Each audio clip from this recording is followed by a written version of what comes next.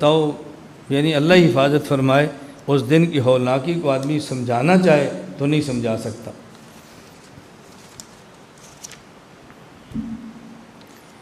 والجنت والنار، ہم جنت کو بھی مانتے ہیں اور جہنم کو بھی مانتے ہیں۔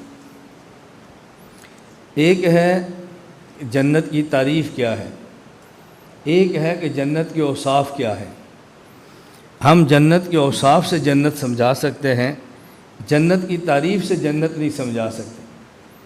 لیکن بانی دارالعلوم دیوبند قاسم العلوم والخیرات مولانا محمد قاسم نانوتوی رحمۃ اللہ علیہ نے جنت کو تعریف سے سمجھایا ہے۔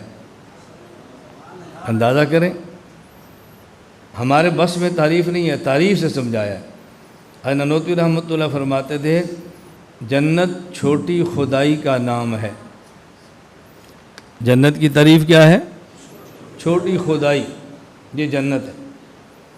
بڑی خدائی کیا ہے؟ انما امرہ اذا اراد شیئا ان یقول له کن فیکون، یہ بڑی خدائی ہے۔ چھوٹی خدائی کیا ہے؟ وَلَكُمْ فِيهَا مَا تَشْتَهِي أَنفُسُكُمْ وَلَكُمْ فِيهَا مَا تَدَّعُونَ، جو مانگو گے وہ ملے گا، جو چاہو گے وہ ملے گا، لیکن ہمارا چاہنا اور مانگنا یہ اللہ رب العزت کے تابع ہے۔ اس لیے فرمایا چھوٹی خدائی کا نام جنت ہے۔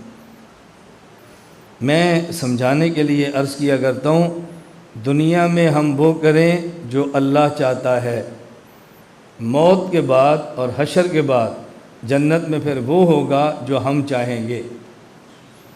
من مانی زندگی آدمی کیسے جنت سمجھائے؟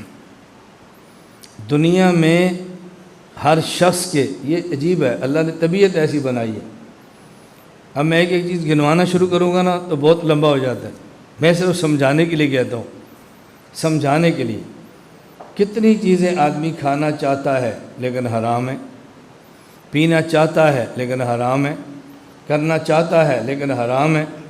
اور جنت میں اللہ تعالیٰ ایسی ترتیب بنائیں گے کہ چاہت کے مطابق چیزیں ہوں گی اور کوئی چیز ایسی نہیں ہوگی جو حرام ہو۔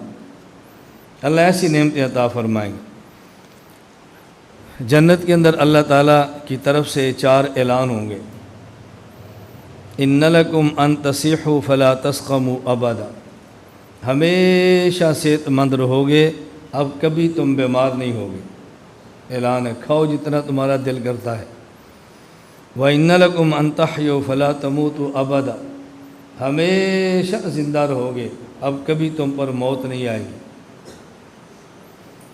وَإِنَّ لَكُمْ أَن تَشِبُّوا فَلَا تَحْرَمُوا أَبَدًا، ہمیشہ جوان رہو گے، اب کبھی تم بوڑھے نہیں ہوگے۔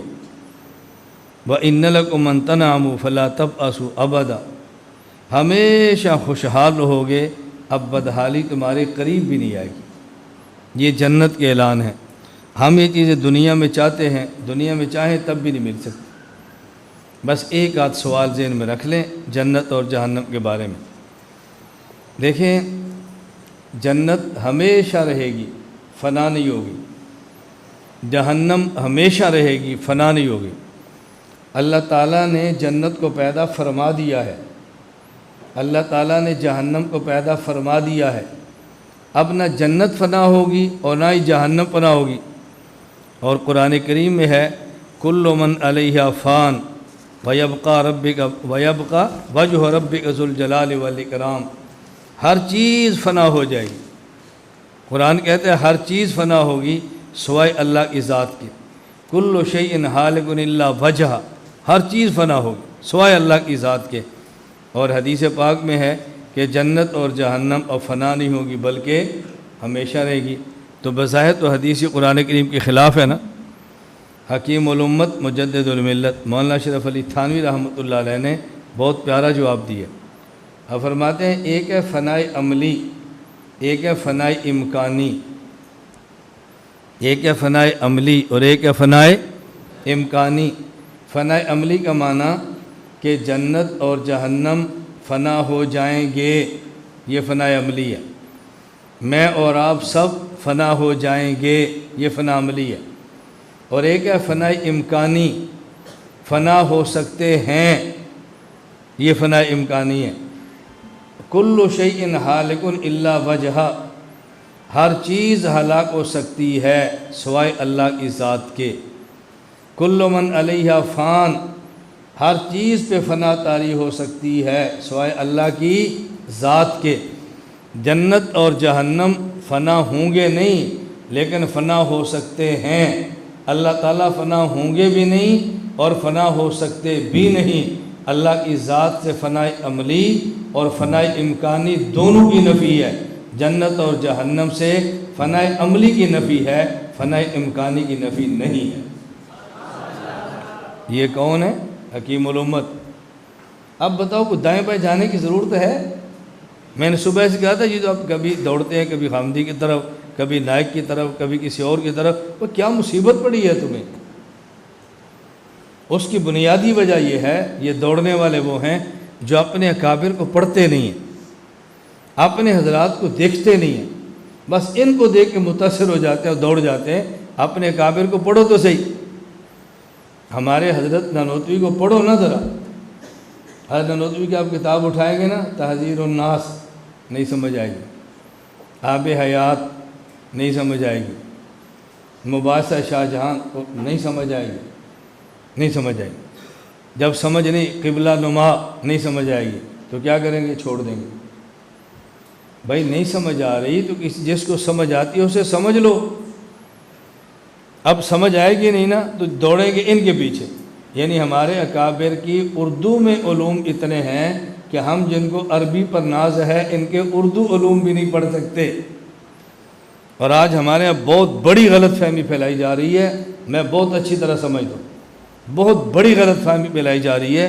ہم بس اوقات اپنے طلباء کو یہ بات بتاتے ہیں، میری مطالعے کی لائبریری میں کوئی اردو کی کتاب نہیں ہے، میں صرف عربی کا مطالعہ کرتا ہوں، اور طلباء کا ذہن بنتا بھی مطالعہ کرنا ہے تو عربی کا کرو، نہیں کر سکتے تو نہ کرو۔ حضرت علامہ انور شاہ کشمیری رحمۃ اللہ علیہ حضرت فرمایا کرتے، میرا ذہن یہ تھا علم عربی میں ہے یا پھر فارسی میں ہے، اردو زبان میں علم نہیں ہے۔ میں نے مولانا اشرف علی تھانوی کی تفسیر بیان القرآن پڑھی، میرا ذہن بدل گیا۔ علامہ انور شاہ کشمیری کا بدل گیا ہے، تمہارا کیوں نہیں بدل رہا؟ اس کی وجہ کہ تم بیان القرآن پڑھو تو صحیح نا، اور پھر پڑھو تو سمجھو تو صحیح نا۔ کبھی پڑھنی نہیں، کبھی سمجھنی نہیں، تو ذہن کیسے بدلے گا؟ علامہ کشمیری نے بیان القرآن پڑھ بھی لیا تھا اور سمجھ بھی لیا تھا، ہم نے پڑھنا نہیں، اور اگر پڑھ لیں تو بولو تو ذہن کیسے بدلے گا؟ اپنے اکابر کو اللہ کے لیے پڑھو ذرا۔ حق کلہ، یہ جو ہم نے عقائد بیان کیے ہیں یہ تمام کے تمام عقائد برحق ہیں، ان پر ایمان لانا ضروری ہے۔ واللہ تعالی واحد